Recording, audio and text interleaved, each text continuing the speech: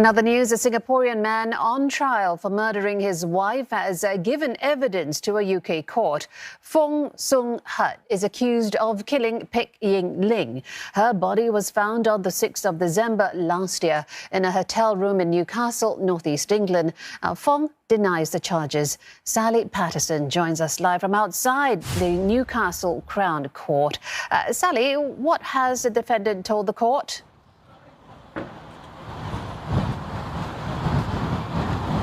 Well, Mr. Fong took to the stand this morning. This was the first time that the jury and the judge were able to hear him himself.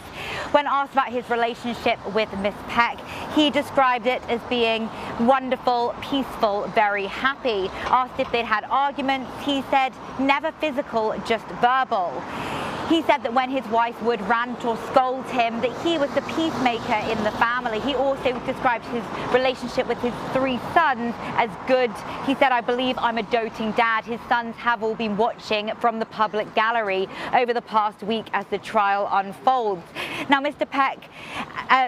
Fong and Ms. Pek had been out in Scotland when he had suffered a serious fall. He fell down an embankment of around 50 feet. He'd been taken to hospital where he'd been examined and prescribed a number of painkillers. These included morphine and codeine. Now, his wife had then begun administering these to him, and he said, when he was asked, was your wife responsible for your medication? He replied, yes, she looks after me very well, he said. Now, he also was on a number of antidepressants and anti-anxiety medications previously, and he said that his wife had suggested he started to take these as well in order to help him with his sleep and to help ease the pain. And so the couple he was on a number of medications, and then we heard from the prosecution, who during his cross-examination asked why Mr. Fong hadn't immediately called the police or run out shouting for help when he had found his wife dead the next morning. And he instead had repeatedly opened and closed his phone 9 times, according to data gathered. Mr. Fong repeatedly responded, "I don't know, I can't remember." The prosecution barrister said, "All this I can't recall only surfaces after you were released from police custody and after you'd had time to speak to your own lawyers." He said, "You just snapped and smothered her to death, didn't you? Simple as that." And Mr. Fong replied, "I can't remember."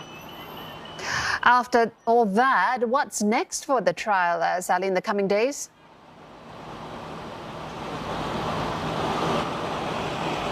Well, the defence will continue to give its evidence. We'll hear from doctors, a number of other experts who might be able to shine a light on what happened the night of the 6th of December last year.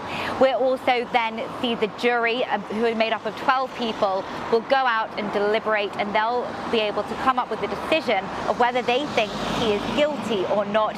They'll come back to the judge with that decision, and then it's up to the judge to decide Mr. Fong's sentence and his future.